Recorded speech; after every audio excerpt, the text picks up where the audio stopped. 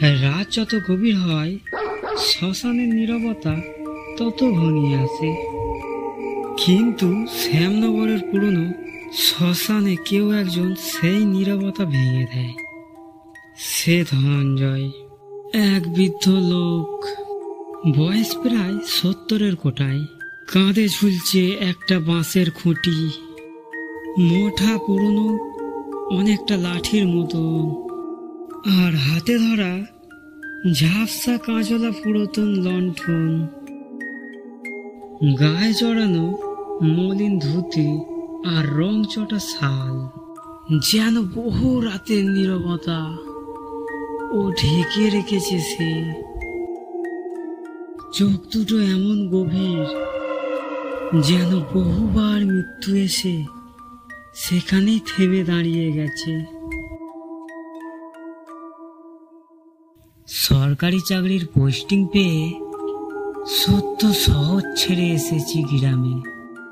এক রাতে হঠাৎ ঘরের জানলার ফাঁক দিয়ে দেখি একজন লোক শ্মশানের ধারে দাঁড়িয়ে মাটি খুঁড়ছে, চুপচাপ, যেন অনেক অপরস্ত সে কাজে। তার হাত চলছে যন্ত্রর মতো, থামছেই না। সময় যেন তার কাছে অর্থহীন।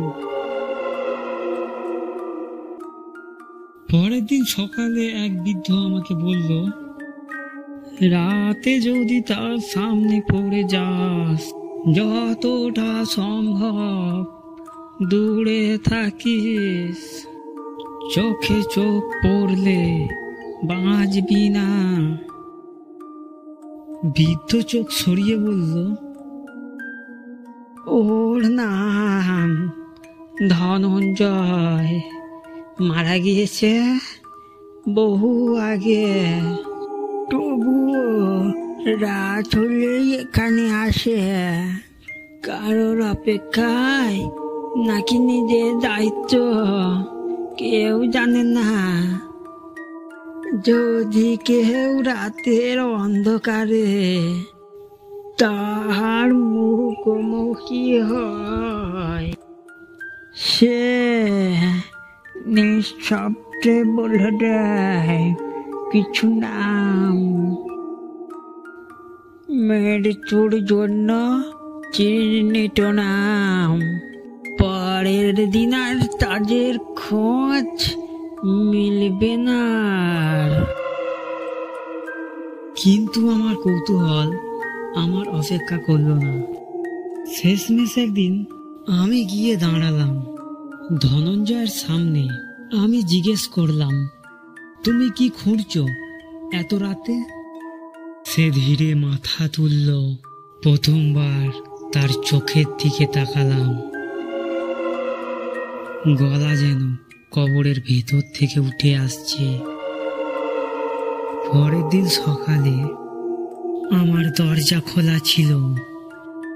ঘর একদম ফাঁকা, শুধু মেঝেতে এক জোড়া ভিজে পায়ের ছাপ, যার শেষ নেই। শ্মশানের পাশে পড়েছিল সেই খুঁটি বাঁশ,